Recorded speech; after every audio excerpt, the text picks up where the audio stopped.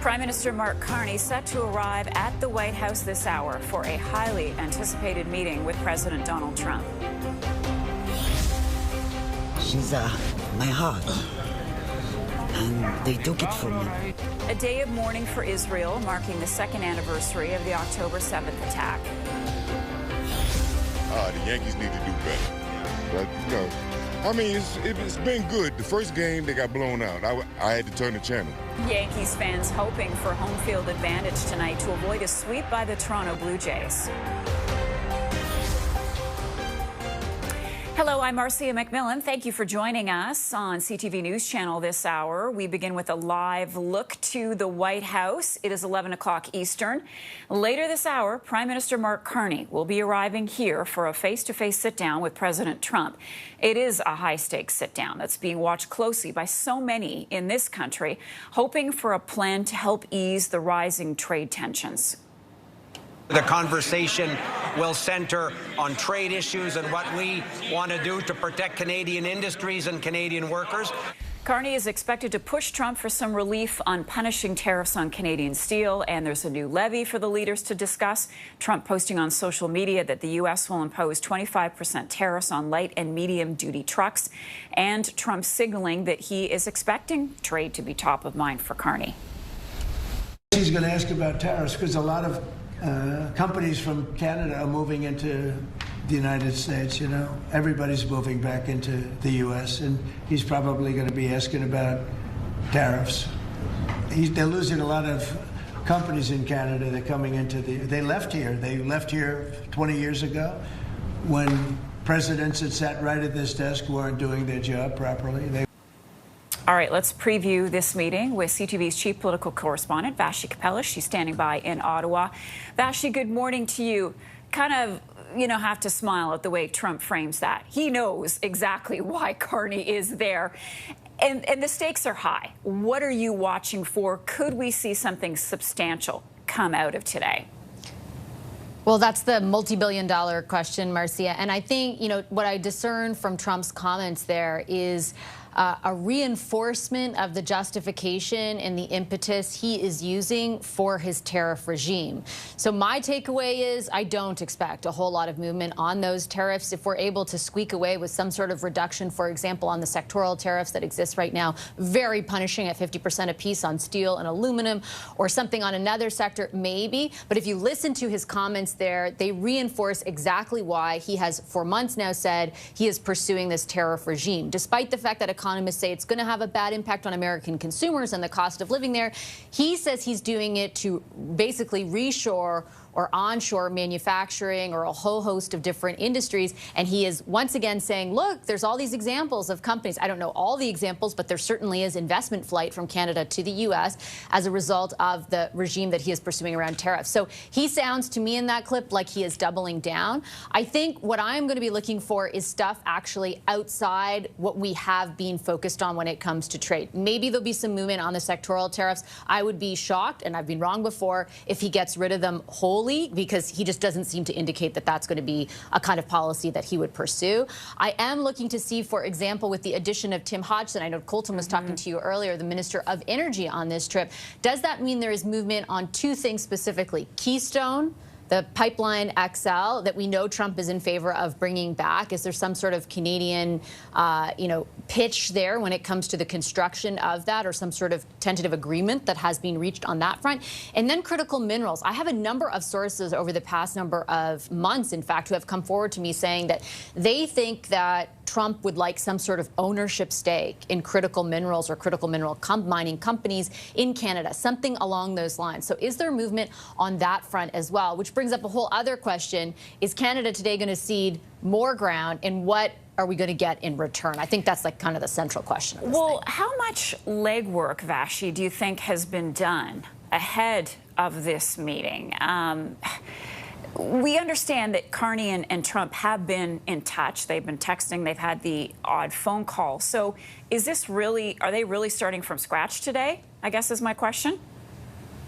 Yeah, I definitely don't think that they're starting from scratch. I do think that this is building on the conversations that have been had. I will say, though, that it's difficult to discern a very specific answer to your question because there aren't a lot of details that are being shared in advance of this or in the past few months in the lead up to this in-person meeting by the federal government. I know that, you know, those who advocate for that position are saying it's because they don't want to negotiate in public. And certainly I remember back to when Chrystia Freeland was leading the NAFTA negotiations and would say things in public, and there would be huge backlash from the White House, in particular Bob Lighthizer. They did not want these negotiations happening in public, so there is that constraint, and I fully and fairly acknowledge that. At the same time, there is a real opaqueness here about conversations that are being had, the status of the negotiations, who was involved in those negotiations. We find out very kind of haphazardly, for example, that the Prime Minister and the President have spoken by phone, whether on the sidelines of the UN or later, or we just don't even get an answer as to when or what was discussed. So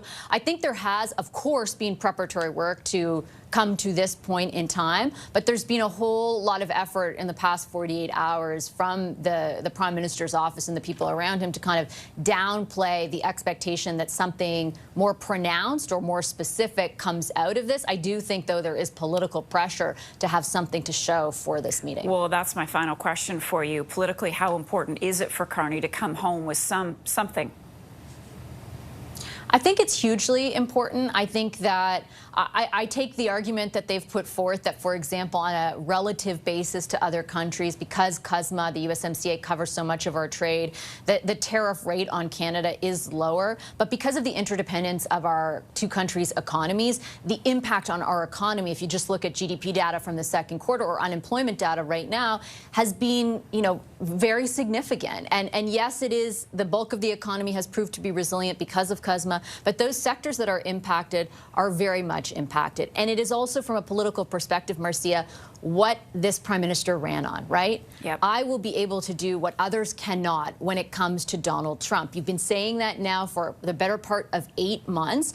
I think, you know, because we ceded ground on some counter tariffs, because we ceded ground on the DST, there has to be something, even if it's some movement on the sectoral tariffs, to come back to Canadians with, because in the absence of that, you will find the opposition informing the narrative that comes out of this meeting. There is no shortage of clippage over the past number of days from Pierre Poilievre setting out his expectations for the meeting. And so I think that vacuum will be filled by the Conservatives if it's not filled by an announcement of some sort from the Prime Minister. Okay, Vashi, thanks for all that. I know you're going to be back with us once we see the Prime Minister arrive. And just a programming note, as we take a look at these live pictures of the White House, the Prime Minister expected to meet Donald Trump beginning at 11:30. We'll have special coverage right here on CTV News Channel. Canada's premiers will be watching the meeting closely. This morning, earlier, Ontario Premier Doug Ford was once again on the American airwaves telling CNN why fair trade with Canada is so important. The way to create more jobs is make a deal with Canada. The way to reduce inflation is make a deal with Canada. And increase the economy is make a deal with Canada. Your number one export country in the entire world. That's what needs to happen.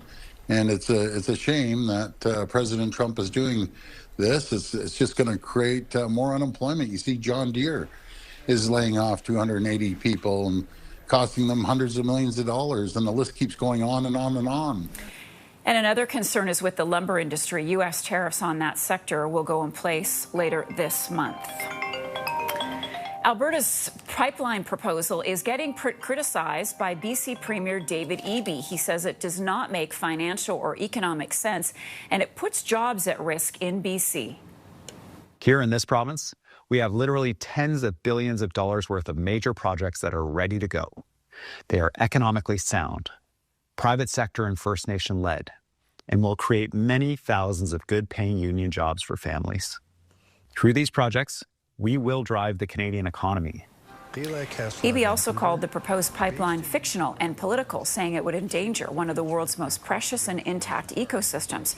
Today, Alberta Premier Danielle Smith responded to this, saying Eby's comments are un-Canadian.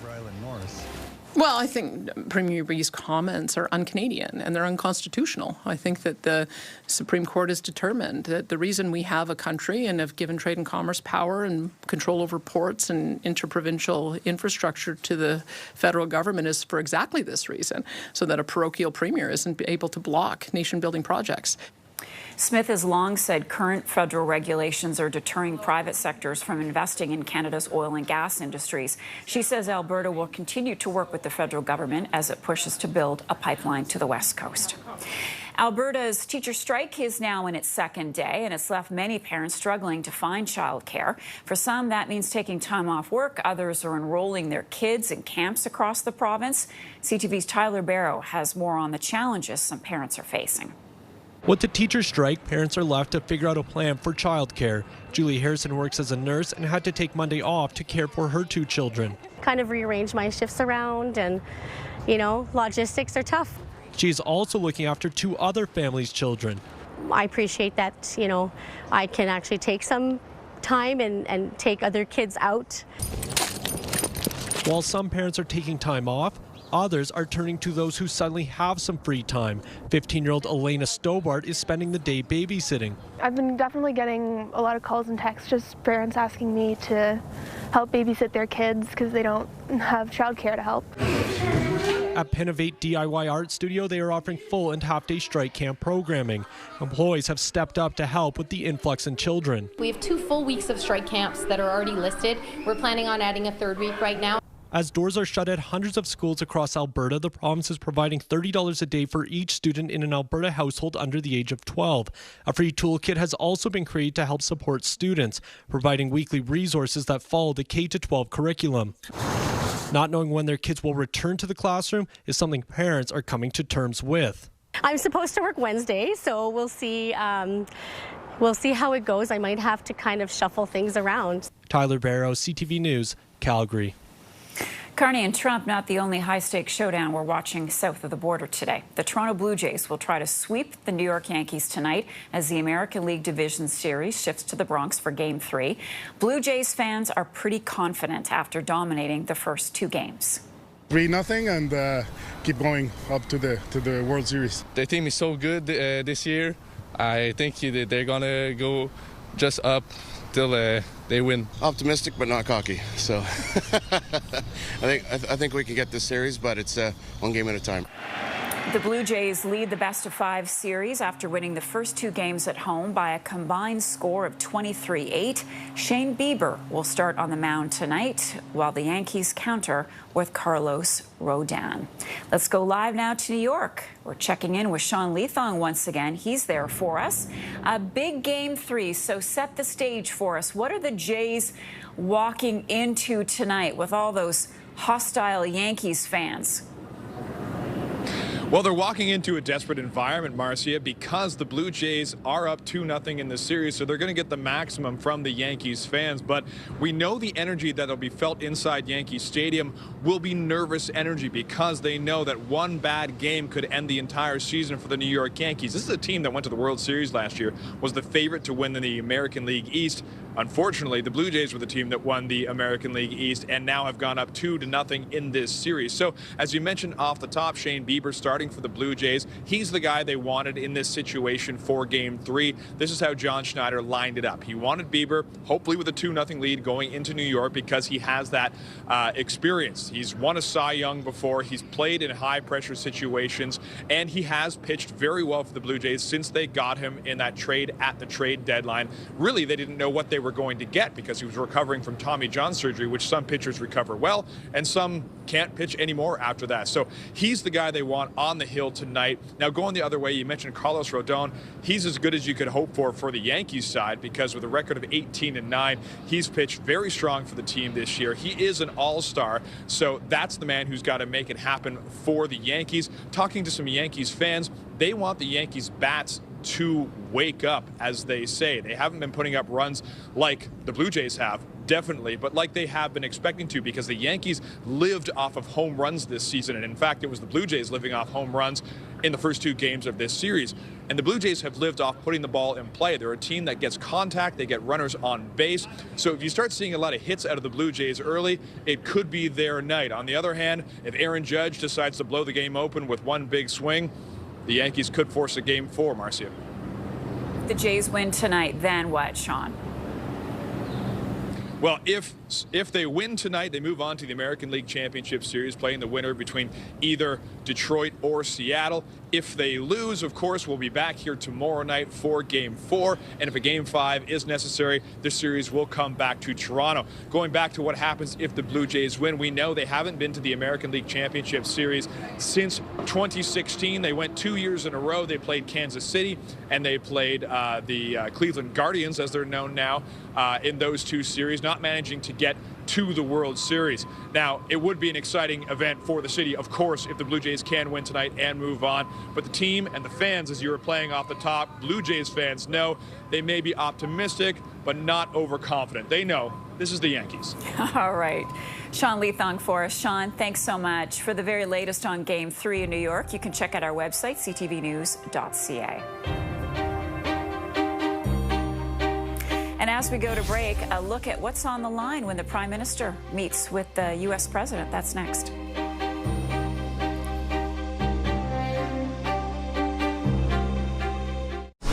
Grey's Anatomy, new season, Thursday at 10/8 Mountain on CTV. Get this. Yesterday, I sprained my wrist opening a jar of pickles. Oh, come on, that's nothing. I sneezed too hard and threw my back out. I've been there, done that. My back goes out more than I do. I pulled a hamstring walking the dog. Aging doesn't have to be rough. With Green Shield, you get health coverage and care. That means thousands of registered health professionals in one place. So call 1-833-377-7077 or go to getgreenshield.ca for coverage that puts you first. Swiss Chalet's Thanksgiving feast is back.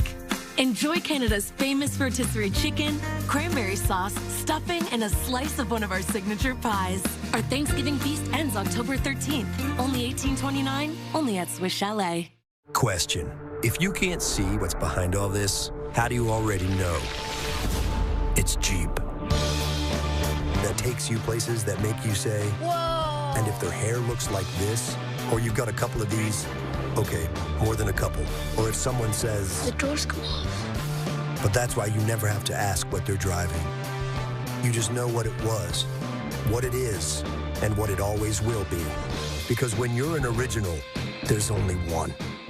The Brick's Midnight Madness starts Friday at 5 p.m. Get up to 50% off select mattresses. Plus, get up to $370 towards sleep accessories. And take 5 years to pay with no interest. Plus, free local delivery. The Brick, saving you more.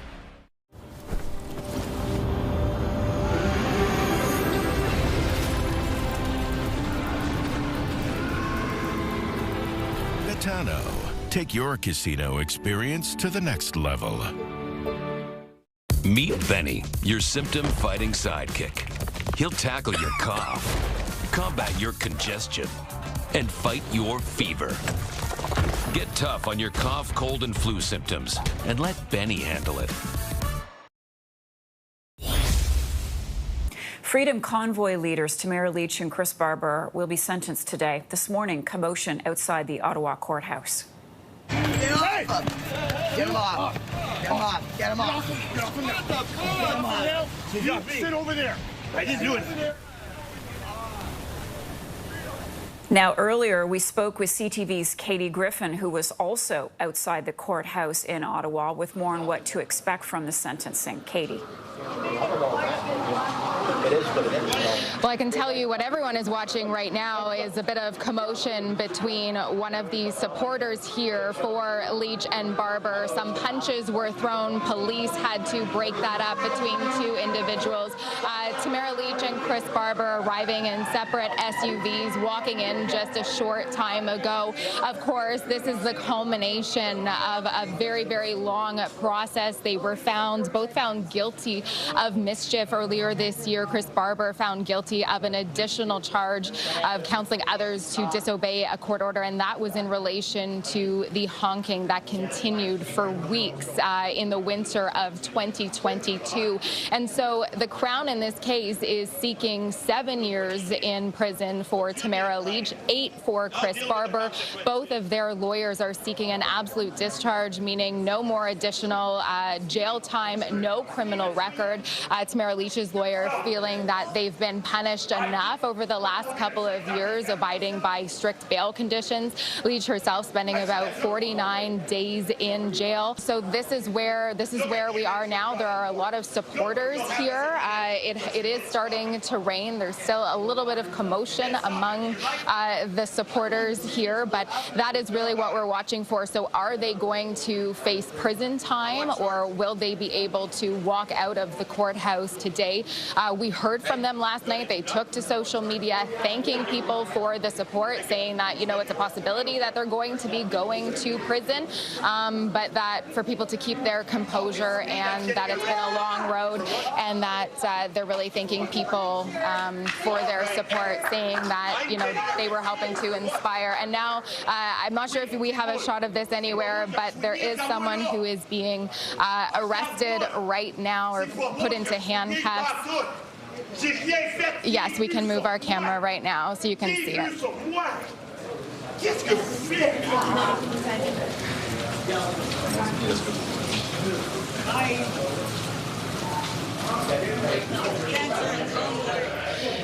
So that is one of the people who was involved in that earlier scuffle that I was talking about, where punches were being thrown. So not exactly sure what else transpired as we were on the air with you, but that one person at least has been brought into the court in handcuffs. Marcia. Katie Griffin, thanks so much for that. There is movement in the crime wave that has baffled police in BC for months and shaken the South Asian community. 7 men are now facing charges tied to 3 separate extortion cases. CTV's Martin McMahon reports. After public pressure was really building for some action on this, now a series of charges have been approved against 7 men, with 6 of them having been arrested. These investigations are extortion-related investigations, and they have led to the charges against these individuals. This involves 3 separate investigations, 2 led by the Joint Force Operation and 1 by the Surrey Police Service. So this is a step in the right direction, and we will keep ensuring that police have the resources they need through the BC Extortion Task Force and the work of their own municipalities to investigate these crimes. It comes on the same day as this restaurant in South Surrey was shot up. It happened at about 2:20 a.m. on King George near 156th. And first I thought it was a transformer that went off because it sounds similar, but and then about, I don't know, 5-6 minutes later heard another one. And I figured, oh, it's just I thought it was just gangsters shooting at each other. The restaurant is part of the Ustad G76 chain. Police are investigating this as a possible extortion case as well. We are appealing to anyone who may have been in the area of the 2100 block, King George Boulevard, this morning between the hours of 2 a.m. and 2:30 a.m. If you witnessed anyone or any suspicious vehicles, to please contact police. The restaurant chain was targeted less than 2 weeks ago with a separate shooting at a Maple Ridge location. So ultimately a day with a lot of action on this extortion issue, but on a day when police were hoping to probably restore some public confidence with word of these charges. That overnight restaurant shooting shows just how much of a live issue this still is. Martin McMahon, CTV News, Surrey. And we'll be back with more news right after this quick break. Grey's Anatomy, new season, Thursday at 10/8 Mountain on CTV. It's great to be helping out before my first grandkid arrives.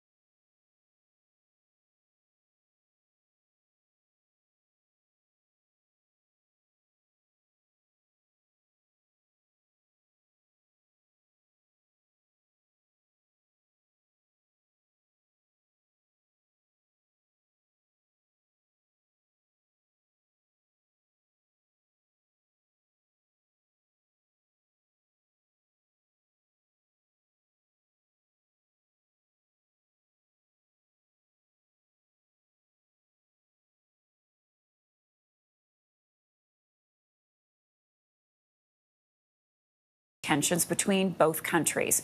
With me to discuss is Eric Ham. He's CTV News U.S. political analyst. Eric, good morning to you. So this is the second meeting for the two in the Oval Office. We heard from Trump yesterday saying, well, I guess Carney's coming because he wants to talk about trade. What sort of tone are you expecting from the president at this meeting? Where do you think things stand? Well, even though the president portrays this flippant attitude towards Canada, both men are actually under an enormous amount of pressure. Right now, we know that automakers, and largely a Ford Motor Company, is really pushing and pressing the administration on these tariffs, as well as bourbon makers, who are also seeing their prices not only continue to rise, but also their inability to sell their product in Canada. And so right now, there are a number of businesses that are looking for a thaw, both in relations and on the tariff front. In fact, we know Ford Motor Company is being hit with a $2 billion tariff hike right now. And so far, they have actually resisted passing those costs on to consumers. But many expect that that eventually will come to an end. And so there's enormous pressure there. And in addition to that, we also know that Canada is the only G7 country so far that has yet to actually strike an agreement on trade with the Trump administration. Now, of course, I think a lot of that stems from the president's bluster about Canada, even though he has a very good working relationship with the prime minister. But nevertheless, both of these men are actually going to be looking for a breakthrough. However, what we're hearing from our sources inside the White House is don't expect that to happen today. Don't expect that to happen today. And in a sense, we heard Trump, doubling down on the tariffs yesterday, saying that they are effective. Carney, nonetheless, looking for relief on steel tariffs, which have been punishing here in Canada. What sort of pressure does that put Trump under with American businesses like the automotive sector? Yeah, that's right. And we're seeing right now, of course, the economy does appear to be cooling in the United States. And while the president is certainly trying to put a very positive spin on what's taking place, the fact that many of his own base of support are looking for bailouts. We know the farming industry is struggling mightily right now. And of course, while the president says that they're bringing in record revenues from the tariffs, we're hearing something very, very different from many of those businesses and industries that are key to actually keeping the economy going and keeping the economy strong, which is what the president wants. But quite frankly, that's just not what we're seeing. All right, Eric, we're going to leave it there for just a moment, as we do need to take a break. Eric Ham is our U.S. political analyst. And of course, we're watching these doors at the White House as Prime Minister Carney is set to arrive momentarily to meet with President Trump. He's also joined by some key Canadian ministers. We'll be back after this short break. Don't go away.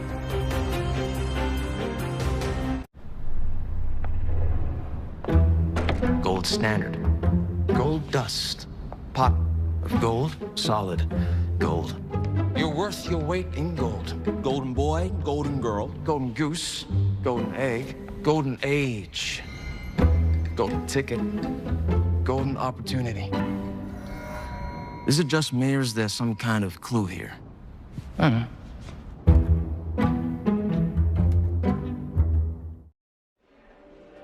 Okay, I've grown my business to this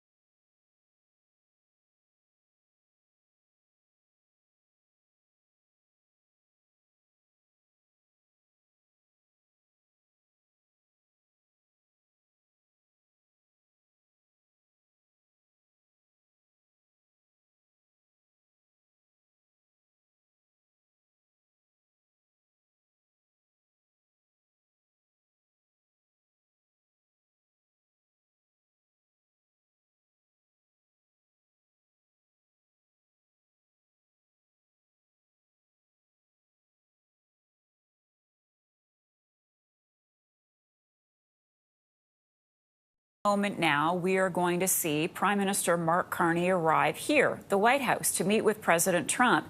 It will be Carney's second face-to-face meeting with Trump since he was elected. This is a high-stakes sit-down. However, expectations are somewhat tempered. Back here in Canada, many are hoping for a plan to ease the rising trade tensions. As Vashi Kapelis is about to join us and tell us, that's the million-dollar question. We don't know. Vashi, good morning once again. We don't know what the Prime Minister is going to walk away with, come back to Canada with. What are you watching for as, again, we wait for the Prime Minister to arrive and be greeted by Trump?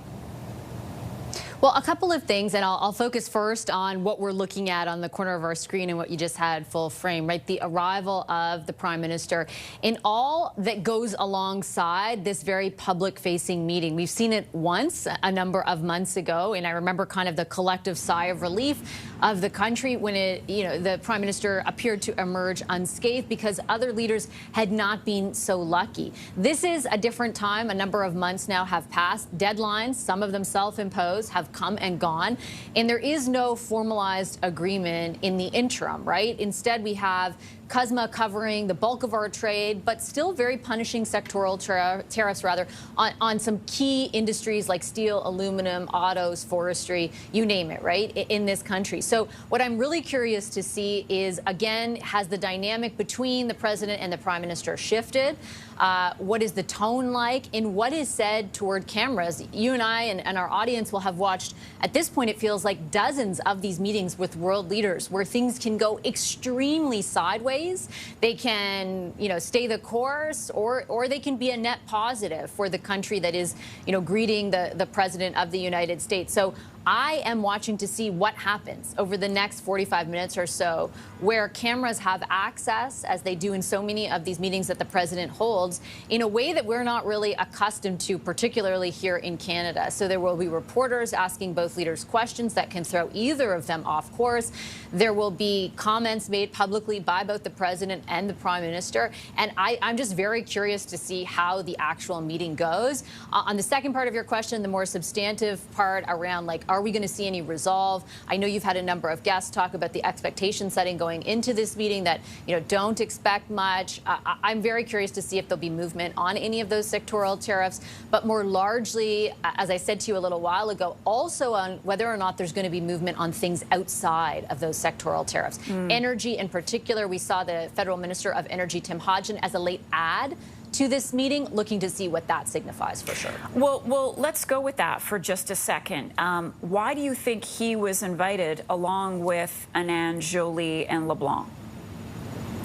So each of them has a portfolio that is significant to the U.S.-Canada trade file. Minister LeBlanc, chief among them, as the minister who's in charge of that relationship and who has had the most contact with his counterpart in the White House, who is Secretary of Commerce Howard Lutnick. As for Tim Hodgson, I think, I know part of the discussions, certainly over the last number of months, have involved two things, again, that I'm keeping my eye on this morning and this afternoon. The first is critical minerals. So my understanding is on a number of occasions, the American side has pitched some sort of ownership stake in either the mining of critical minerals or more generally critical mineral companies. That was something reiterated last night on my program by former U.S. Ambassador David McNaughton, who is still advising the team in different capacities. And so I'm curious to see whether Minister Hodgson's presence has something to do with that. And then the second thing is Keystone XL, right? The Keystone expansion that seems to have been killed and brought back to life a dozen times over the last 15 years. We know that President Trump has always been a supporter of that project, and my understanding is there has been some efforts on the Canadian side to leverage that support in some capacity. I don't know what that materializes as. I've heard a wide variety of things pitched to me, everything from the Canadian side facilitating construction, for example, perhaps even putting some money to it. Again, that's just like speculative at this point, but different proposals of that nature that could be seen as a win for the United States, certainly, and President Trump specifically, who has been a champion of that project, but also Canada, who would, of course, have the additional export capacity to the United States as a result. Doesn't do much to wean us off our reliance on the United States, but it would be a boon to the energy sector and federal and provincial royalties as a result. And again, Vashi, stick with us for just a second. If you're just joining us, we are waiting for Prime Minister Mark Carney to arrive to get those meetings underway with Trump and his team at the White House. They are running, it appears, a few minutes behind schedule. Vashi, my last question then for you is, according to the polls, Canadians have been patient with Carney. They know and seem to understand that it is tough to negotiate with Trump, someone who keeps moving the goalposts, changing his mind, doesn't seem entirely clear as to what he wants from Canada in terms of concessions. On that point, how important is it for Carney to deliver something today when he returns? Yeah, it's a great question. I think it's the central question of this trip. I think it depends on a few things. I think those polls that you point to, you're accurate in saying, right, particularly on the issue of Donald Trump, there is a lot of support for the Prime Minister and the federal government, and that support, it's not indelible, and it certainly has waned a certain degree over the last 6 months. But when you compare it relative to other issues like the cost of living or housing or crime, it is where the Prime Minister is faring best. And like you said, I think a lot of that is informed by the fact that most Canadians accept that Donald Trump is wildly unpredictable, and that that is having a consequence on the room that Canada has to maneuver. At the same time, I think what you have also seen over the last 6 months is a narrowing in general of the polls when you look at the federal Conservatives and the federal Liberals. And that is something you would have to think that the Prime Minister would be mindful of going into this, because the Conservatives, particularly since the leader of the party, Pierre Poilievre, has come back to the House of Commons, have been filling any communications gaps that arise, like a lack of information, for example, in this case from the federal government about what their objectives are in this meeting, or on a more specific basis. They have been filling that with their own list of demands. And so I think the narrowing overall of those polls is reason for the federal government to have some sort of political expectation that Canadians and the opposition certainly will be looking for something tangible out of today. Like, if you come back and say, well, we had a working meeting and the status quo persists, and I don't know if those sectoral tariffs are ever going to be removed to any degree or reduced in any way, I think you would be ripe for criticism from the opposition, and that would dominate a whole lot of the political debate. So two things can kind of be true at the same time. I think that Canadians do have or have given the Prime Minister a ton of latitude on this issue because of the mercurial nature of President Donald Trump and the challenge really that the federal government and the Prime Minister faces on this one issue. But on the whole, they're less prepared to give them as much latitude on everything else. And therefore, they are vulnerable to political attacks. And that will certainly, you would think, inform what they say to Canadians on the other side of this meeting we're waiting with bated breath for. Yeah, which is running behind. So we're going to stick with you for just a few more minutes if we can. I know you've got to go shortly, but I think everyone kind of breathed a sigh of relief after Carney's last meeting, when we saw Carney and Trump in the Oval Office and they were sitting there and it seemed to go smoothly. We know it has not always gone that way with other world leaders. How much stock will you place into that initial part of the day as to how things may play out? If Trump is in a good mood and they seem to get along, or as you say, there might be a change in tone from Trump, do you think it will be indicative of how successful this day will be?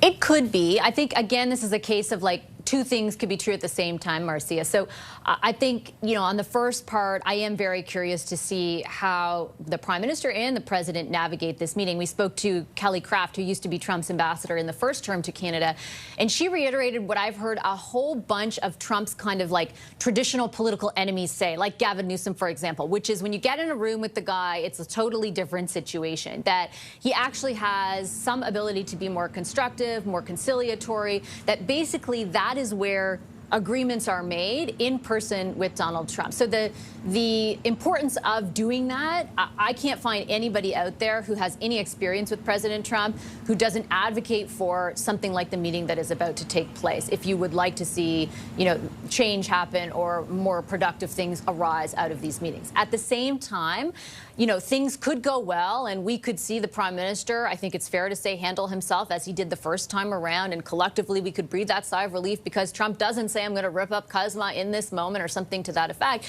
And at the same time, there could be very little tangibly that the Prime Minister walks away from. And I think he'll be judged on both of those, and I think fairly so. I think Canadians will be looking to see, how does our Prime Minister handle himself and the country's objectives and interests in the face of an in-person meeting in front of all those cameras and reporters in the Oval Office? While at the same time, we are going to rightly assess, what difference does it make to our economy and therefore to our lives? And the difference would be on the stuff that is still very punitive. And we've talked about it many times, all those sectoral tariffs, additional ones that were announced, for example, yesterday on trucks. And the list is feeling very long at this point. So I think both of those things are going to be informing the way in which Canadians perceive the success or lack thereof of today's meeting. Vashi, thanks so much for all of that. I know you've got your radio program coming up. Again, we appreciate your time with us, and we're watching this shot in the corner of our screens. We've just heard from Premier Doug Ford, who was speaking about the meeting. Let's listen. The auto sector, they're going to see an increase of over $107 billion. Other companies are seeing it. John Deere, they're laying over 280 people off because of tariffs. We're seeing it across every single sector. So it's time to sit down, let's get a deal, or let's start hitting back. Premier, are you advocating the approach that Prime Minister Trudeau had more than the approach that Prime Minister Carney had? Trudeau, of course, imposed counter tariffs, and it didn't work. But you think we should go back to the Trudeau approach? Well, I think we take an approach that let's get a deal. If the Americans want to see inflation stop, you make a deal with Canada. You want to see the economy grow, make a deal with Canada. That's what we need to do, because it will hurt both countries if we don't. But you sure don't sit back and get beat up by a bully every single day. It's like a kid going to the schoolyard and getting punched in the face every day. It's time to hit back if he can't get a deal. Maybe Prime Minister Carney knows something I don't know. And if that's the case, he should sit down with the premiers and explain that. That's what he needs to do. Cut off the power back on the table. Hydro surcharges, and then you pulled those off the table. That's right. Are you willing to do that? Is Ontario going to hit back? Well, what we need to do is use that energy to be more competitive. If he wants to shut down every single industry, President Trump, we're going to need the energy. We're giving the U.S. energy at an extremely low cost. We're keeping 1.5 million lights on and businesses open in New York and Michigan and Minnesota, and I know other provinces are doing the same thing. Let's start giving it to our manufacturers. They work a night shift, off hours, off-peak hours. Maybe they want to shift some manufacturing and get their electricity at a much lower cost. I'd rather support our Ontario manufacturers and support our neighbors south of the border that are competing against us, and President Trump constantly attacking our economy, attacking our people. Premier, on your letter to mayors today on speed cameras, yes, they were calling for the cameras to be tweaked so they only ticket those egregiously speeding and for the cameras to only operate during school hours. What's so unreasonable about that? What's unreasonable is a total cash grab, and we know speed cameras do not work. Simple as that. I have an idea that we're putting forward that we're going to put traffic calming infrastructure, and that will bring it down to zero. Folks, Toronto has one speed camera that produced over 70,000 tickets and millions of dollars of income. Now, wouldn't you think, rather than sit there and collect all the money, because it is a cash grab off the taxpayers, wouldn't you think someone would come up with common sense and say, okay, we're putting speed bumps on Parkside Drive, we're putting turnabouts. You just take a drive through Forest Hill, There's no speed cameras. I'll tell you a reason why. Every street you go down, no matter if it's a crosswalk, it's raised, or speed bumps. So they don't have a problem with speeding.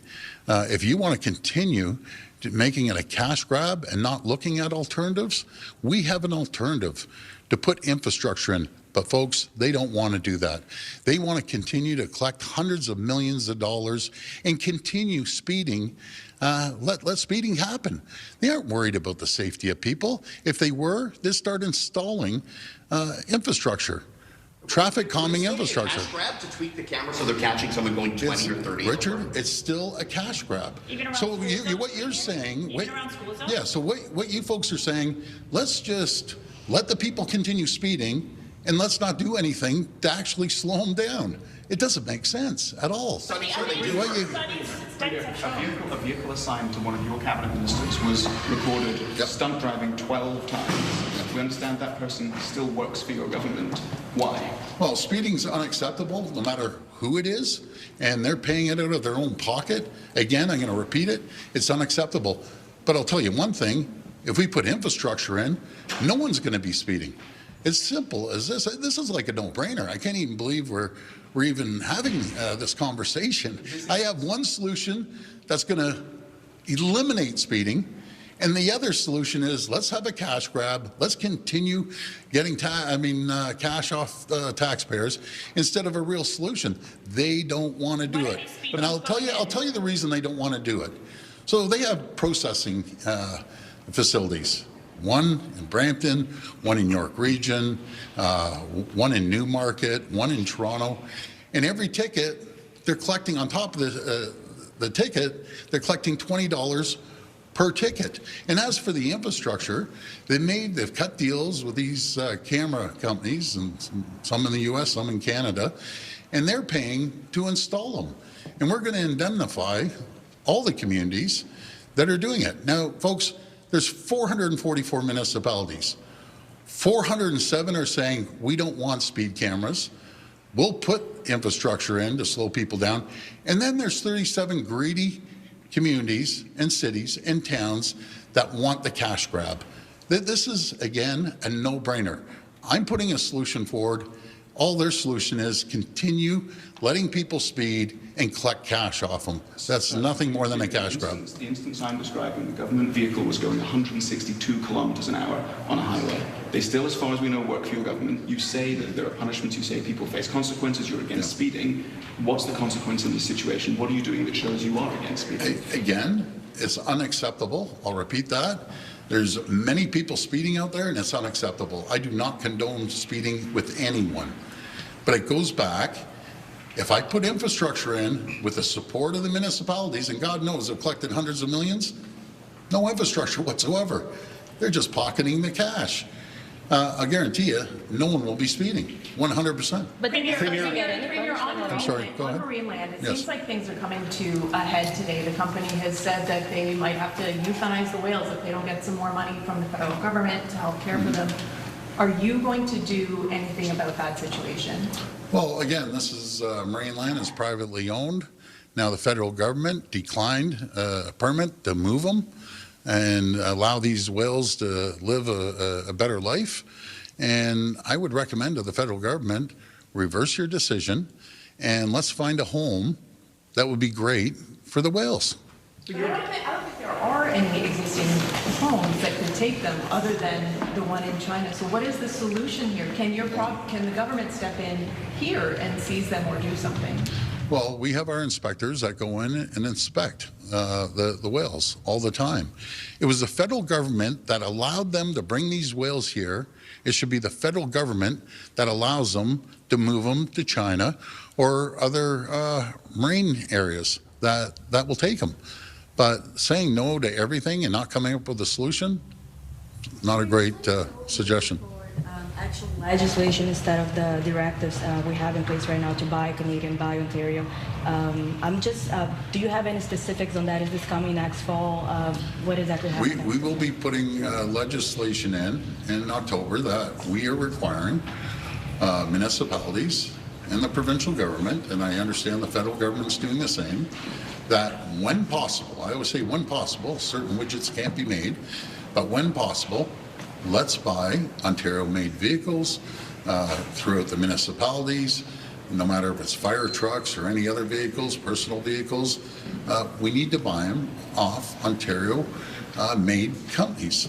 So anything that's made here in Ontario, when possible, let's do that. And the people have a lot of power here. When you're going shopping, look at the Ontario-made or Canadian-made products that you buy. Put pressure on the big 5 retailers, not to outsource their food, which is happening, by the way, and products.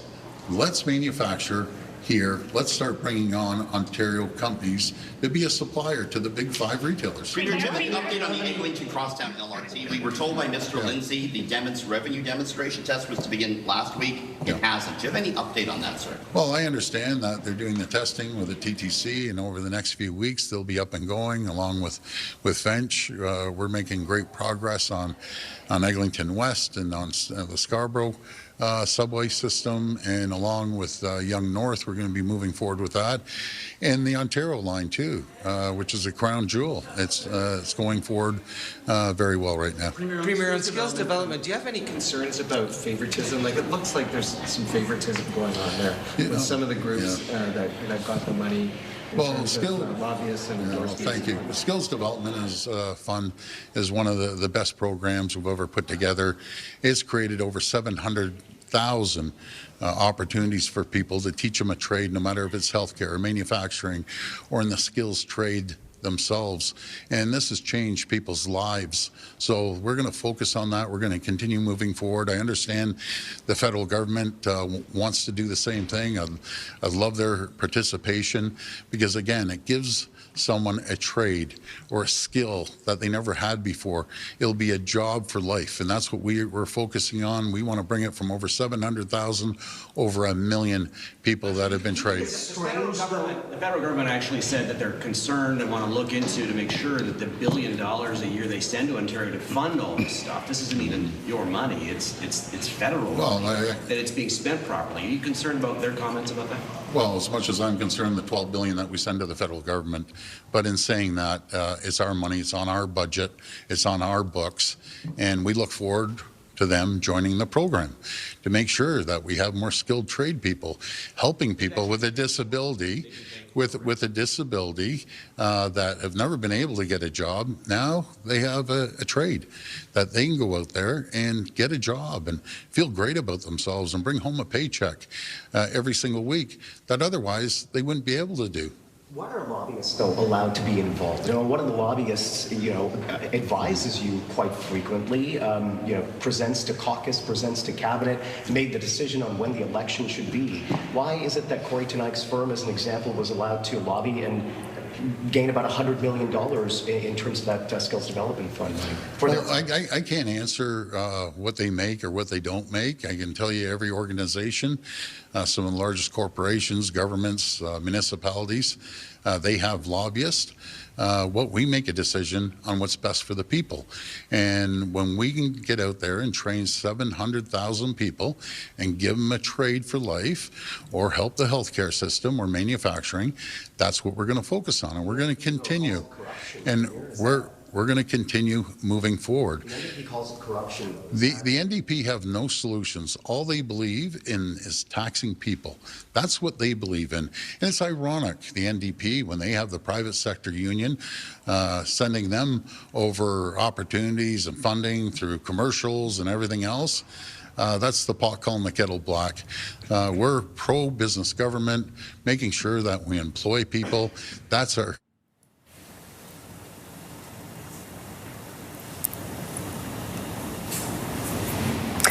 All right, back now to the White House, where Prime Minister Mark Carney is just arriving about 25 minutes late.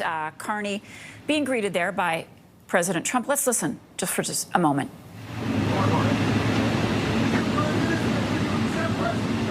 President Trump, sir, your message to Israel on the second anniversary of the Hamas attack. Thank you very much. You talked about ending the trade war. Okay, a brief but relaxed-looking greeting from President Trump as Prime Minister Mark Carney has just arrived for a sit-down with Trump and his team. Of course, as we have been covering all day, A lot of pressure on the Prime Minister to come out of this meeting with some sort of deal. And there we see the federal ministers arriving, among them Dominic LeBlanc, a large Canadian contingent, going into the White House to sit down with their Washington counterparts to see, hopefully, some relief on the tariff front, specifically for the steel sector. We're going to be following all of the developments throughout the day right here on CTV News Channel. And in particular, we'll be watching for that Oval Office meeting between Prime Minister Mark Carney and President Donald Trump. Trump asked yesterday why he thought Mark Carney was arriving, and he said he imagined it would be to discuss the tariffs. Surely the president knew that already, and the pressure, according to our reports, also on President Trump to see some relief on the Canadian tariffs. We are going to take a short break. As I understand it, we're going to be back with more coverage throughout the day right here on CTV News Channel as to the developments in Washington and reaction from Ottawa and around the world. Stay with us. Thanks for being with us.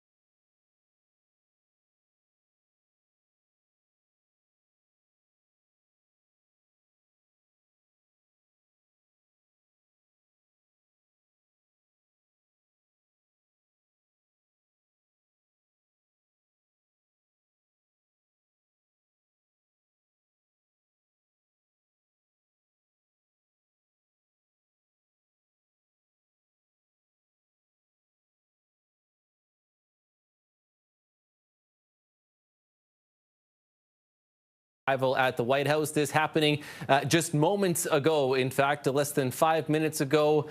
Mark Carney being greeted by U.S. President Donald Trump, the two anticipating to have a conversation this afternoon. The expectations have been tempered in the last 24 hours or so of what could come of this meeting between the leaders of Canada and the United States. There was some hope initially that we could see possibly some of the sectoral tariffs and some relief, but we're going to keep a close eye on this. Once we do hear anything, we will certainly bring that to you live from the White House. Now, Canadian premiers are watching that meeting very closely today. Earlier, Ontario Premier Doug Ford spoke outside his office, urging the Prime Minister to stand up to tariffs. We can never take a backseat to anyone, especially President Trump. We have a great, great country, resilient country, a powerful economically, we're powerful. The U.S. exports more products to Canada than anywhere in the entire world. And it sounds great with the Americans until they start seeing inflation. We've seen inflation down in the U.S. I just came back from a meeting in Quebec with two governors. They're seeing inflation. Now, another concern is for the lumber industry. U.S. tariffs on that sector are set to go into place later this month. Alberta Premier Danielle Smith is in Ottawa today trying to rally support for a West Coast pipeline project. Now, that plan continues to be criticized by BC Premier David Eby, who says it does not make financial or economic sense and it actually puts jobs at risk in British Columbia. Here in this province, we have literally tens of billions of dollars worth of major projects that are ready to go. They are economically sound, private sector and First Nation led, and will create many thousands of good-paying union jobs for families. Through these projects, we will drive the Canadian economy. Eby also calling the proposed pipeline, quote, fictional and political, saying it would endanger one of the world's most precious and intact ecosystems. Now today, Danielle Smith responding to this, saying Eby's comments are un-Canadian. Vancouver Island North. Well, I think Premier Eby's comments are un-Canadian and they're unconstitutional. I think that the Supreme Court has determined that the reason we have a country and have given trade and commerce power and control over ports and interprovincial infrastructure to the federal government is for exactly this reason, so that a parochial premier isn't able to block nation-building projects. Now, Smith has long said current federal regulations are deterring private sectors from investing in Canada's oil and gas industries. She says Alberta will continue to work with the federal government as it pushes to build a pipeline to the West Coast. Alberta's teacher strike is now in its second day, and it's left many parents struggling to find childcare. For some, it means taking time off work, while others are enrolling their kids in camps around the province. CTV's Tyler Barrow has more on the challenges parents are facing. With the teacher strike, parents are left to figure out a plan for childcare. Julie Harrison works as a nurse and had to take Monday off to care for her two children. Kind of rearrange my shifts around, and, you know, logistics are tough. She's also looking after two other families' children. I appreciate that, you know, I can actually take some time and take other kids out. While some parents are taking time off, others are turning to those who suddenly have some free time. 15-year-old Elena Stobart is spending the day babysitting. I've been definitely getting a lot of calls and texts, just parents asking me to help babysit their kids because they don't have childcare to help. At Pennovate DIY Art Studio, they are offering full and half-day strike camp programming. Employees have stepped up to help with the influx in children. We have 2 full weeks of strike camps that are already listed. We're planning on adding a 3rd week right now. As doors are shut at hundreds of schools across Alberta, the province is providing $30 a day for each student in an Alberta household under the age of 12. A free toolkit has also been created to help support students, providing weekly resources that follow the K-12 curriculum. Not knowing when their kids will return to the classroom is something parents are coming to terms with. I'm supposed to work Wednesday, so we'll see how it goes. I might have to kind of shuffle things around. Tyler Barrow, CTV News, Calgary. Well, returning now to our top story, where the Prime Minister has arrived in Washington, D.C. to meet with U.S. President Donald Trump. A lot of talk in the lead up to this latest meeting. It's Carney's second visit to the Oval Office. Let's bring in CTV's Colton Prail, who is live in Ottawa with the latest for us. Colton, it certainly felt, just touched on it off the top too, it feels like expectations are trying to be tempered for what is going to come out of this meeting. Trade is going to be a focus. Clearly, there was some speculation that we were maybe going to see some of the sectoral tariffs, some relief from them, at least at this point. But what are we hearing? What do we know as the Prime Minister now, again, starting to meet with Donald Trump? Yeah, Matt, I was speaking with a PMO source just moments ago, and their words were, don't expect anything. And now we have seen other government sources saying there could be some movement on some tariffs, possibly some relief when it came to steel tariffs or aluminum tariffs as well. But you speak to people in those industries, and there's also a healthy amount of skepticism when it comes to seeing those tariffs removed, in large part because of how, the president has been very clear that these are a core part of his economic philosophy. This is how he is intending to govern. And you need look no further than yesterday, where he announced that there would be incoming truck tariffs on heavy-duty and medium-duty trucks as of November 1st, 25%. Now, that date has shifted. He'd announced them before as well. But it's clear that Donald Trump believes these are not only a way to generate finances, but also, he said yesterday, to be a peacekeeper. And so ahead of this meeting with Mark Carney, he knew this was going to be on the discussion. He knew relief is what Canada is looking for, but he was also making it clear that onshoring manufacturing is equally important to him. Have a listen. Yeah, okay. CTV's Colton Prale live in Ottawa for us. We're going to just Colton, stand by for us here. We're going to go into the Oval Office where Mark Carney, again, Prime Minister, is sitting down with Donald Trump.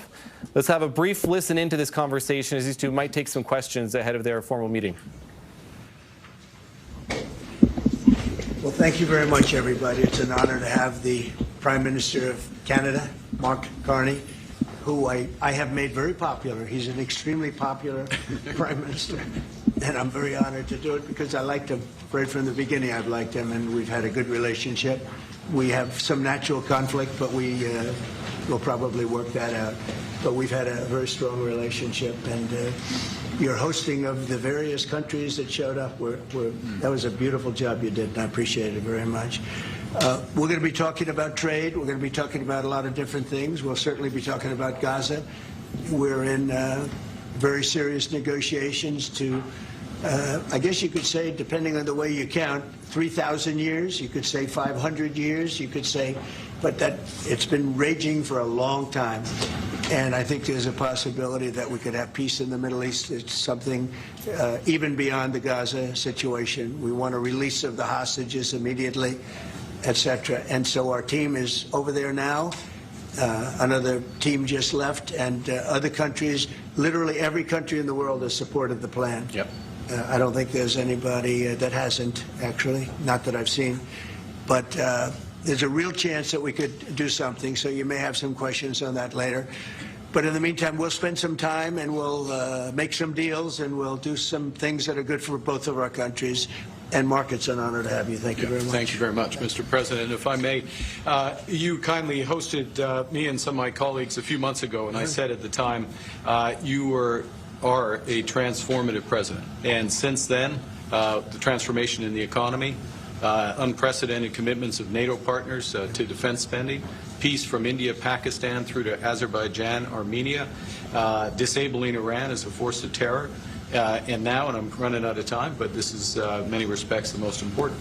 The merger of Canada and the United States. That wasn't where I was going. On this solemn day of commemoration of the horrific attacks of October 7th, for the first time in decades, hundreds of years, thousands of years, this prospect of peace that you've made possible. Canada stands foursquare behind those efforts, and we'll do whatever we can to support them. Very nice. Yeah. Thank you, Mark, very much. Any questions? What would it take for you to drop or lower your tariffs on Canadian sectors, including aluminum and steel? Well, we're going to be talking about that with the Prime Minister. We'll be talking about tariffs. We'll be talking about a lot of that, but that's for a little bit later on. I want to just acknowledge our great ambassador. Is he doing a good job? He's doing a good job. Otherwise, I'll get him out of there so fast. No, you have a good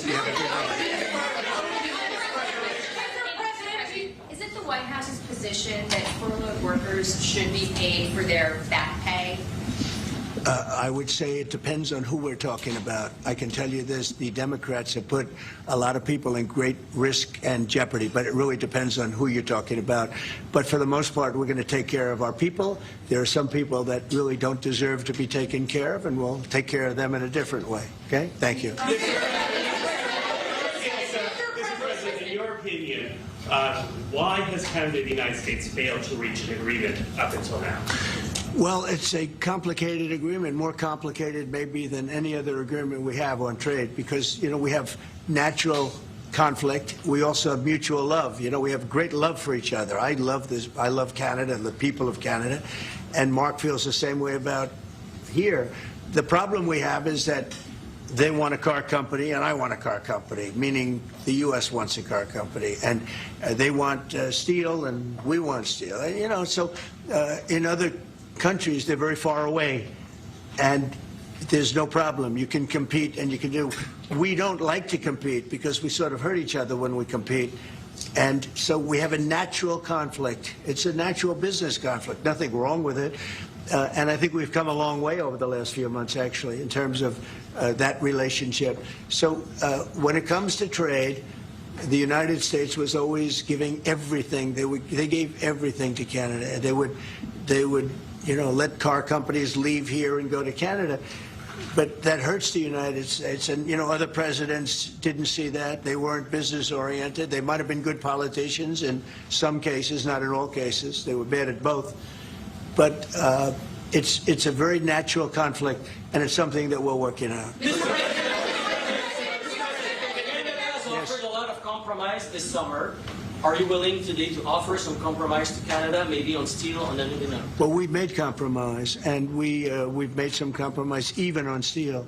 But, you know, we have the same basic authority and the same basic, this could be also a little bit of a conflict with other countries all over the world on steel, because we want to make our own steel. We don't want to bring steel in for the most part, but we will bring it in, and we do bring it in. We continue to bring it in from Canada, but there is a tariff to pay.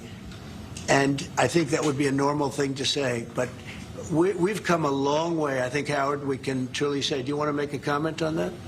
Well, I think the opportunity to work together, and as you said, there's conflict. You know, why do we make cars in Canada? You've called that out, and you've addressed that. So there are places we should work together, and there are places that we have natural conflict. It's a tough situation because we want to make our cars here. At the same time, we want Canada to do well making cars. So we're working on formulas, and I think we'll get there.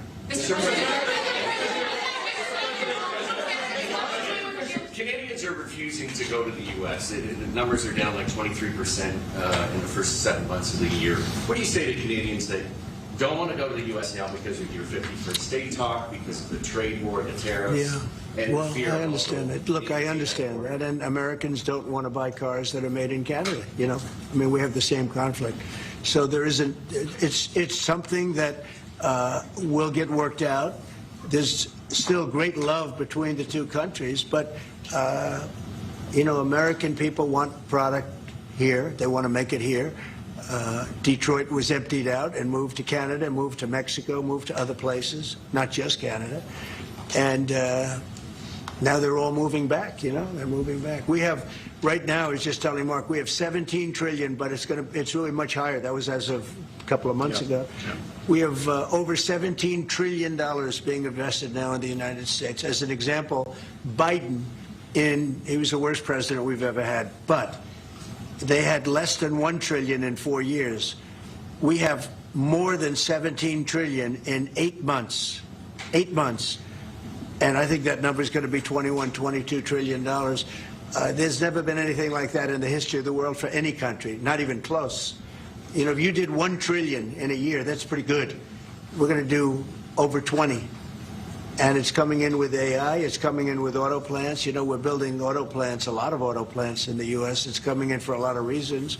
It's coming in because of the fact, I think the November 5th election was a big factor, and I think the tariffs are a big factor. And again, we want Canada to do great, but you know, there's a point at which we also want the same business. We're competing for the same business. That's the problem. That's why I keep mentioning one way to solve that problem is a very easy way, but we're competing for the same business. He wants to make cars, we want to make cars, and we're in competition. And the advantage we have is we have this massive market. So it's it's quite an advantage.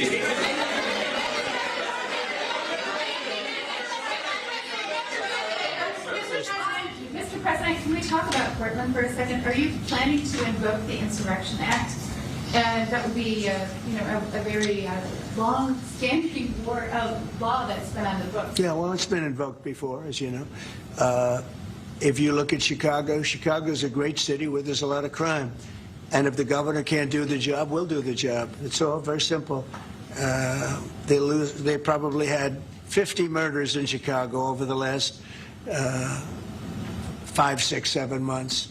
Many people were shot. And then the governor gets up and he says, well, we can handle it. They can't handle it. They don't know what they're doing. The mayor is grossly incompetent. He's at a 4% approval rating in Chicago. He's at a 4%, lowest approval rating, lower than even de Blasio had, which is hard to believe in New York. I thought de Blasio would always maintain that record, but the Chicago guy is even lower. So I think that we want safe cities. If you look at D.C., you would right now, Mark, you could go out, take your family out to dinner, you could walk right down the middle of the street. There is no crime in D.C. When I got here, this place was a raging hellhole where people would come from Canada, people would come from other places and end up getting shot. Nobody's being shot. The National Guard's been unbelievable. I mean, they are strong, tough guys. You know, we won something at the Supreme Court, which is a big deal, merit. Everything now in this country is merit-based. I didn't think I'd ever see it again. And we have our soldiers are merit-based, too. And they're central casting. And they walk through that town, and I'll tell you what, this place is safe. It's beautiful. Now we're in Memphis, and the same thing's happening. You're getting the reports. The bad guys are saying, we don't want anything to do with this. And we're removing many people. In D.C., we took out 1,700 career criminals and sent them back to the countries from which they came, mostly led out by Biden and his people that had an open border policy. And, you know, Canada, you suffered because of that, too, because they'd come here and they'd go into Canada also. So we're like a buffer for that in terms of Canada suffered greatly by Biden and the open border, the policy of open border, totally unchecked, totally unvetted. And these people were, you know, if you got 5%, 2%, now you were getting a lot of bad people. And we now have a closed border. You've done well. Yep. We have a closed border, and it's a really closed border. In fact, for 4 months, I don't even know if this is possible, but the figures were released. 0 people were able to come into the United States from the southern border. 0. And as you know, we've taken a very hard stand on drugs. This is also benefiting you. A lot of we call them the water drugs, the drugs that come in through water. They're not coming. There are no boats anymore. Frankly, there are no fishing boats. There's no boats out there, period. If you want to know the truth, we're saying, does anybody go fishing anymore? The fact is we knocked out, probably saved at least 100,000 lives, American lives, Canadian lives, by taking out all those boats coming in. So it's, and now they don't come in that way anymore. Now they'll come in other ways, and we're not going to allow that either. So we've done a great job on that. But on crime, Chicago's a great city, but you can't be a great city if you have murders and if you have a lot of problems, and they do. And they have an incompetent policy, just like they had open border policy. Anybody could come in. They came in from prisons. They came in from mental institutions, drug dealers. They came in from all over the place, and we don't have that anymore. This country is becoming we're a very strong country. Look, financially speaking, I would say that because of the tariffs, because of the election, because of the policy, because of the great, big, beautiful deal, it's what I added the word great because it really is. It's the biggest bill ever passed in the history of our country. We don't need another bill. It's the biggest tax cuts. I mean, when you think no tax on tips, no tax on Social Security, no tax on overtime for the people. But far beyond that, what it does is incentivizes auto plants and AI and all of the things that nobody's ever passed a bill like. We don't need another bill. We don't need any more bills. I said, let's get it all at once. I was greatly helped by our Speaker, Mike Johnson, and by the Senate. I'll tell you what, John Thune's been, both of those guys have been incredible. And we got a bill passed that I said, let's see if we can get it all done. Because these Democrats are like insurrectionists, okay? They're so bad for our country. Their policy is so bad for our country. I said, let's see if we can get it all done. And everybody said it's not doable. Because it's the biggest bill ever passed in the history of our country. And we got it all done. We don't need anything else. We got everything we want. And now, because of that, that's a big reason why the companies are coming in. You know, 1 year depreciation, 1 year write-off, 1 year expensing. Nobody's ever seen anything like it. So they're coming in from all over the world. But to have a great country, you can't have crime. And we don't have crime, but we have cities where there's tremendous crime. And Chicago's one of them.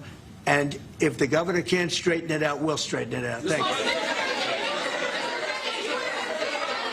A question for the President. Do you remain committed to, Mr. Prime Minister, I'd like to know how come the UK and the European Union have succeeded to sign deals and bring the tariffs down, and Canada still hasn't been able to do the same? Yeah, because they're not located right next to each other. It makes it, in many cases, it's much better and easier. But yeah, and if I may, let's be clear about the relationship as it stands right now. We are the second largest trading partner of the United States. We do a lot of trade going across the border where we're cooperating, first thing. Secondly, we are the largest foreign investor in the United States. $500 billion in the last 5 years alone, probably $8 trillion in the next 5 years if we get the agreement that we expect to get. Thirdly, there are areas, as the President just said, where conflict, maybe not so much conflict, we compete. There are areas where we compete, and it's in those areas where we have to come to an agreement that works. But there are more areas where we are stronger together, and that's what we're focused on. And we're going to get the right deal. Right deal for America, right deal, obviously, from my perspective, for Canada.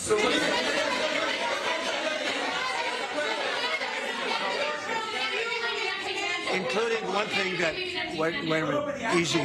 wait.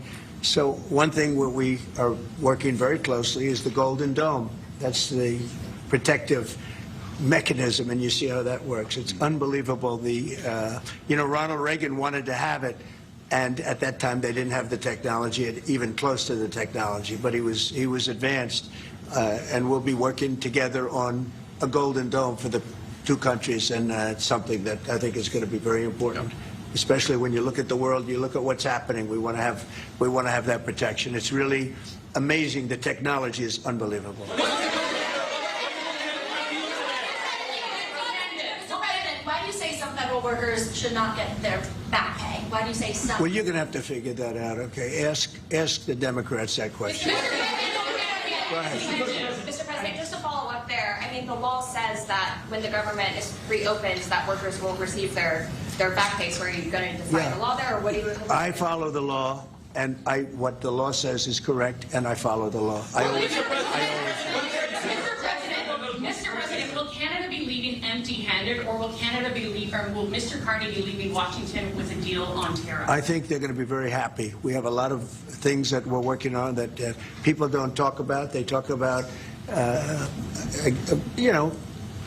competitiveness. She's a very competitive person. And they talk about things that we don't necessarily agree on. But I think they're going to walk away very happy. I think so.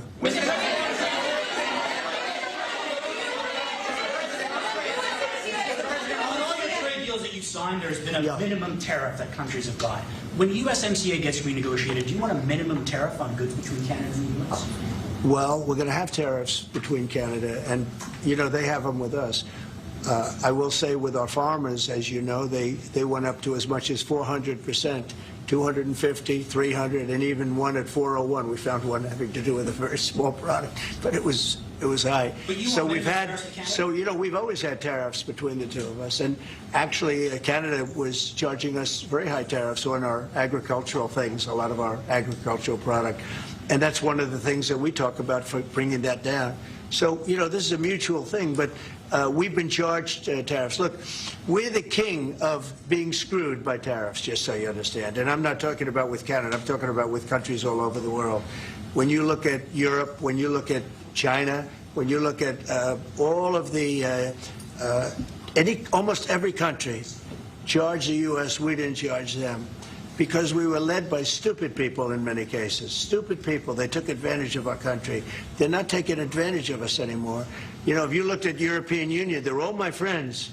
I don't blame them. I blame our presidents. I blame our past presidents and, you know, business leaders. But we are the king of countries that have been taken advantage of for many, many years. We've been paying trillions and trillions of dollars and receiving nothing at all. As an example, prior to the deal with Europe, where they pay a lot of money, but they're happy and I'm happy. The deal was good. It's a fair deal, but it wasn't fair. You couldn't put a car into Europe. You couldn't sell your agriculture into Europe. You couldn't do anything. And now we have it so that it's open. We charge them tariffs. We didn't charge them tariffs a car. They charge us tremendous. I said to Angela Merkel once, I said, how many cars have gone to Germany from the United States? And she said, well, I don't believe any. And I said, you're right. You're right. Well, that doesn't happen anymore. And they're paying a fair amount. It's just a fair amount. It's not, I could ask for much more. It's a fair amount. But the United States now is using the same thing that they've used on us. And I just can't believe it's taken presidents so long to do this. And again, we're going to treat people fairly. We're going to especially treat Canada fairly. But I can't believe it's taken so long where we get charged and don't charge them. Japan was a good example. We made a deal with Japan. You saw that, Mark? A deal with Japan. It's a much different deal than we've had in the past. But they would send us millions of cars, no charge. We weren't allowed to send them cars. We sent them no cars. I doubt you had one car go into Japan because we were restricted. They didn't want our cars. Same thing with Europe, same thing with other places. So now all we do now is fairness. But fairness leads us to the most successful country there's ever been. You know, we have some advantages over other countries, and we do have a great market. We have an amazing market. But you know what? If I let this go, if we didn't win this election, if we had these people that were running, that were ruining our country, destroying our country with their open borders and men playing in women's sports and transgender from everybody and windmills all over the place, if we allowed that to go on for another couple of years, we would be, I'm not sure that we'd even have a country.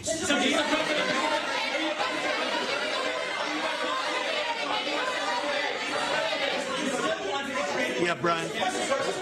And by the way, I'm not sure we would have even had a country. And now we have the most successful country in the world. Brian? Yes, sir. What is your message to Democrats ahead of a next vote to open up the government? The American people are saying, open the damn government. What's your message to them right now? Well, they're the ones that started it. They're the ones that have it. And it's almost like a kamikaze attack by them. You want to know the truth? This is like a kamikaze attack.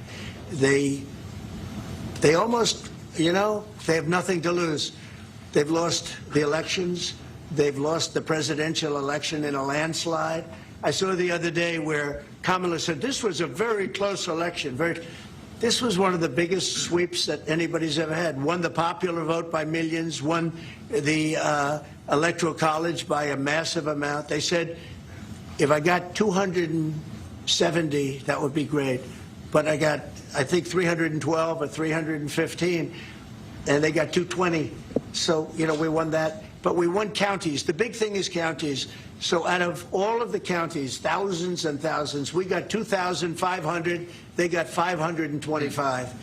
It was a landslide. And we listened, oh, yes, it was close. It was one of the greatest victories ever. And it was a mandate to do what we're doing. And I hope, and Mark wants this as much as I do, we are very close to making a deal on the Middle East that will bring peace to the Middle East.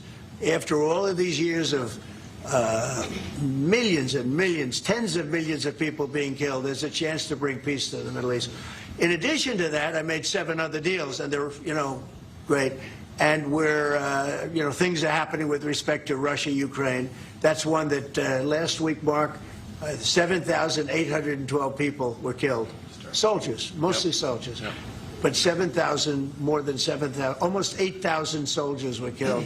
It's a crazy thing. I thought that would have been one of the easy ones. I get along very well with Putin, and I thought that would have been, I'm very disappointed in him because I thought this would have been an easy one to settle, but it's turned out to be maybe tougher than the Middle East. We'll see what happens with the Middle East. The Middle East.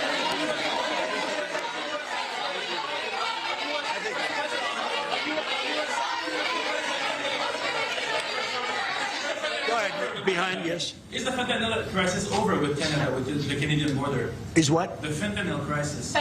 No, it's not over. It's never. I think it's never going to be over, frankly. But they've done. Canada's worked hard, and they've done a much better job than in the past. We have very few people coming in through our southern border too. We've worked with Canada and we've worked with Mexico, so we've made it a lot better. Look,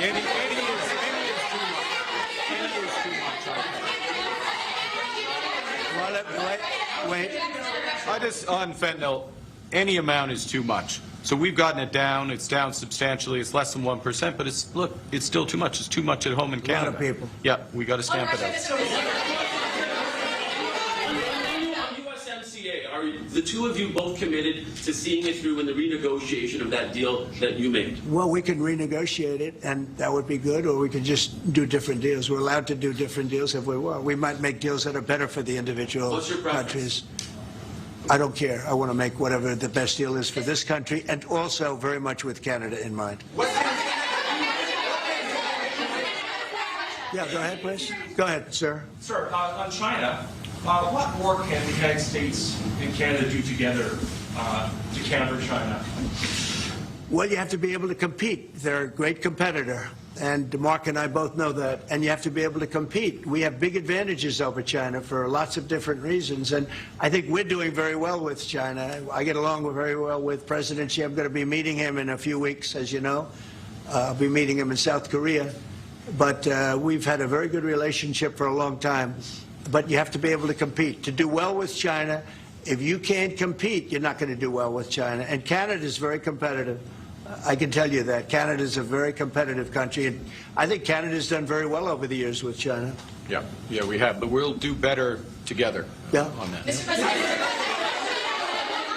on Golden Dome, Middle East, what guarantees are you giving your Arab partners that Israel will not resume its offensive after the hostages are released? Well, the primary guarantee is once this deal happens, if it does happen, look, they're in negotiations right now, we are going to do everything possible. We have a lot of power, and we're going to do everything possible to make sure everybody adheres to the deal. Okay?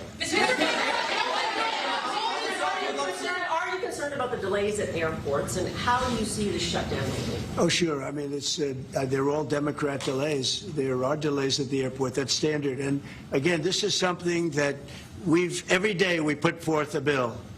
It's just a continuation. It's a very simple thing to sign and very simple to do.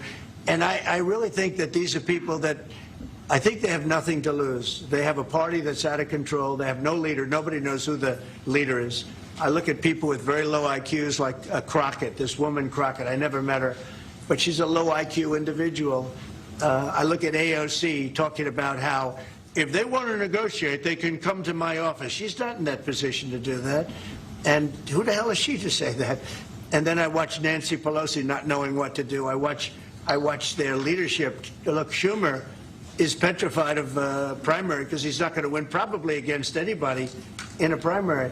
You know, Schumer did the right thing, but he handled it badly originally a year ago. He did probably the right thing, but he handled it badly. I think Schumer's incapable of making a deal. They are a mess. They're a party that has no leadership. They have, and they have no policy. You know, I think we have great leadership, but we also have great policy. We have strong borders. We have no men and women's sports. I mean, basic things. We're not going to take your child away and change the sex of your child. We're not going to do things like that. What they're doing to the country is so incredible. And they got away with it with all their woke crap, and now it's stopped. And we have a country that's based on common sense and strength and intelligence. I mean, we have the United States of America, and I say it all the time. Other leaders have told me this. Mark hasn't yet, but I think he would. A year ago, we were a dead country, and now we are the hottest country anywhere in the world. Maybe Canada. I'll give Canada, but because I do like Canada. But you know, we're the hottest country in the world right now. There's never been a country that has the kind of money coming into it. There's never been anything like this. There's never been a country that if you take $1 trillion, that would be unbelievable. We're going to have over $20 trillion invested in this country. There's never been anything like what you're seeing, and it's based on good policy and common sense and leadership. Yeah.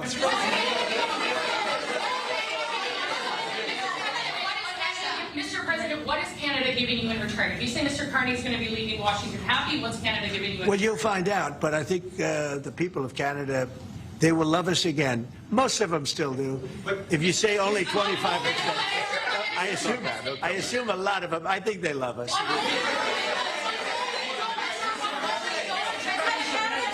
And you know what? I'm not the biggest hockey fan, but I like it a lot. And I watched some of the greatest hockey games I've ever. How good were those games, right? Yeah, very good. We're coming down for the World Series, Mr. President. Oh, good. By the way, your team is looking pretty good.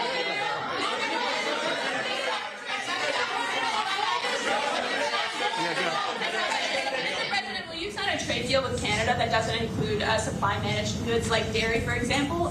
The federal government. Well, a deal would include dairy. I mean, it's going to include everything. We'll do a comprehensive. Have you identified programs to eliminate under this shutdown? Oh, sure. Sure. Which ones? We have a lot. I'm not going to tell you, but we'll be announcing it pretty soon. But we have a lot of things that we're going to eliminate and permanently eliminate. You know, one of the things that we have is some advantage, you could say, but because of the shutdown, which I think they made a big mistake, we're able to take out billions and billions of dollars of waste, fraud, and abuse, and they've handed it, you know, on a silver platter. And you know, Russell Vogt, he's a serious person, very serious person, and he's sitting there and he's getting ready to cut things. And this is something that was handed to us by, I assume, Schumer. I just don't know if Schumer has any power anymore. I look at your leadership. I don't know who to speak to. I'll tell you what, I'm getting calls from Democrats wanting to meet. I never even heard their names before, and they're claiming to be leaders. The Democrats have no leader. They remind me of Somalia, okay? You know? And I met the president of Somalia. I told him about the problem he's got. I said, you have somebody from Somalia who's telling us how to run our country. She's from Somalia. He said, would you like to take her back? He said, no, I don't want her. Okay, you know who I'm talking about? Say it again. How many permanent jobs are you talking about? Well, I can tell you, I'll be able to tell you that in 4 or 5 days if this keeps going on. If this keeps going on, it'll be substantial. And a lot of those jobs will never come back. But you're going to have a lot closer to a balanced budget, actually. Is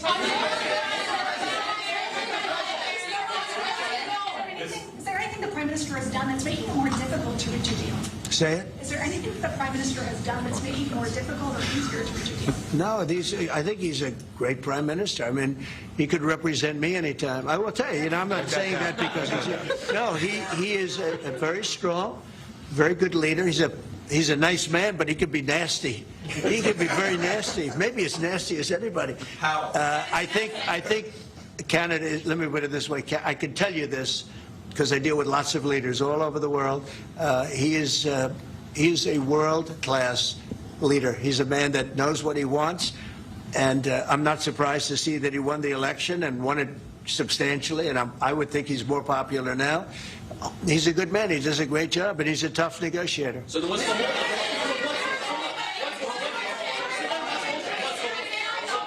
then what's holding things up? If he's a great man and you want to do a deal with Canada, why aren't you?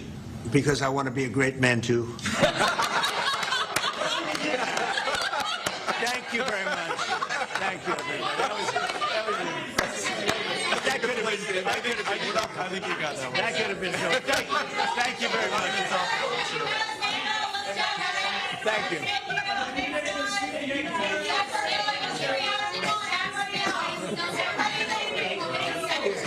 Thank you very much. Hard to finish on a better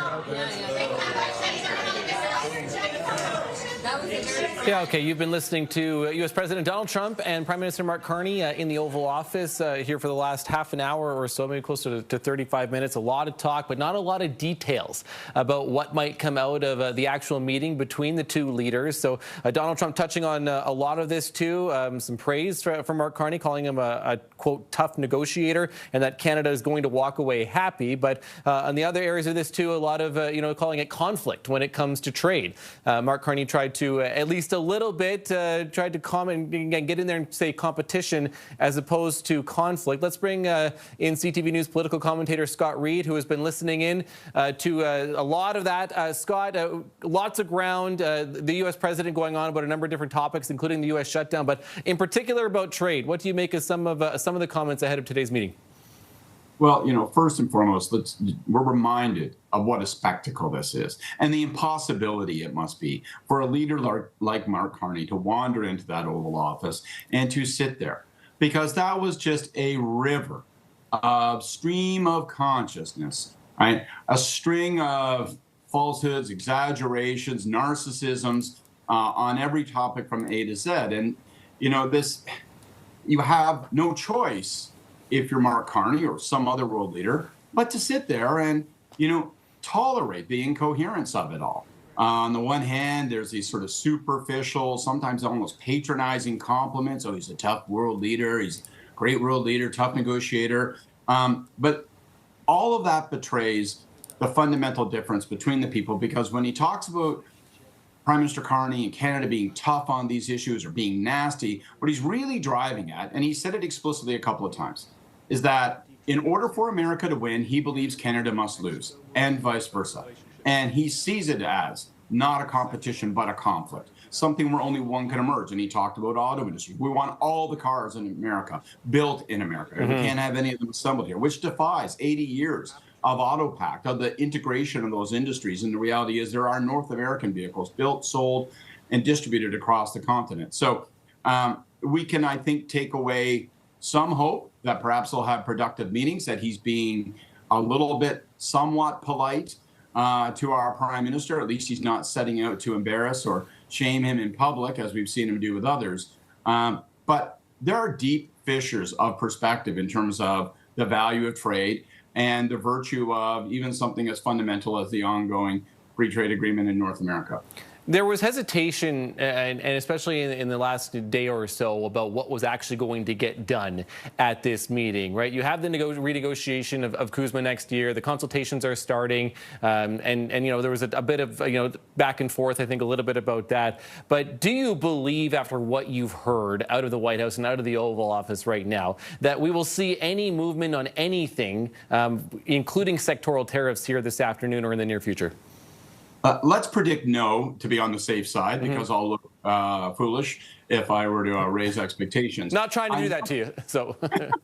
I must say, well, I'm not going to, don't worry about that. That's all precursor for me to go out there and stumble into wild prediction land, because I do wonder if there is some possibility that we will still hear some kind of announcement. And I'm not predicting a breakthrough on a tariff front. I think that's unlikely, whether it be steel and aluminum sectoral tariffs, or whether it be anything with respect to the structural forward nature of CUSMA and that review. But I do wonder if maybe on energy or on the Golden Dome, on defense matters, perhaps there'll be some announcements coming out, some form of agreement. I'd be watching in particular about energy corridors, maybe North-South Pipeline, Keystone. Is there something happening there? Because there did seem to be a hint a couple of times from the president. I think people are going to like what they see when we come out of these working meetings. So I would keep my hopes very constrained, very tempered. But I do wonder if maybe there's more to this than meets the eye. And also a common sense question is, why else on earth would we be having this meeting? Why get them together? Why bring them together? Why, if you're Mark Carney, present yourself in this situation of tightrope and risk in terms of sitting with the president when you know that he's going to ramble on like this and say just about anything that pops in his head? And why would the president want it, unless he was going to do something that advanced some file that he deemed to be of self-interest. And does Carney need that politically right now, especially on this side of the border? Does he need a small win like that in some way? You know, people ask that question constantly, and I do believe that there are two ways of marking. And our friend Vashi Kapelos was saying this, I think, very compellingly before two men met. And on the one hand, we sort of mark these events. Can Carney get through them? Knowing the irrationality. I think Canadians think this way too. They go, oh my God, how could anybody survive a setting such as that? Can he get through there without getting pasted? Okay, that's a success. The more enduring success, the more fundamental success, the success that matters more to real people across the country is anything economically in terms of our self-interest advanced. I don't think Carney needs it. I think that the Canadian public is very tolerant, still very patient. I think they recognize that dealing with Donald Trump is like wrestling with a grizzly bear. But I do think when you have events such as this, you want to come away with something you can point to that says, even if there isn't progress, there's a point to it all. There's some reason to imagine that our industries, our employment, and our self-interest will be protected and advanced. CTV News political commentator Scott Reed. Scott, appreciate your analysis after that. Thanks for this. Thank you. Well, still to come for us this hour, the Toronto Blue Jays can book their ticket to the next round of the playoffs tonight with a win against the Yankees. We'll preview Game 3 of the American League Divisional Series. That's just ahead. Stay with us. Grey's Anatomy, new season, Thursday at 10/8 Mountain on CTV. If you're paying high interest rates on your credit card, you're wasting money. Consolidate.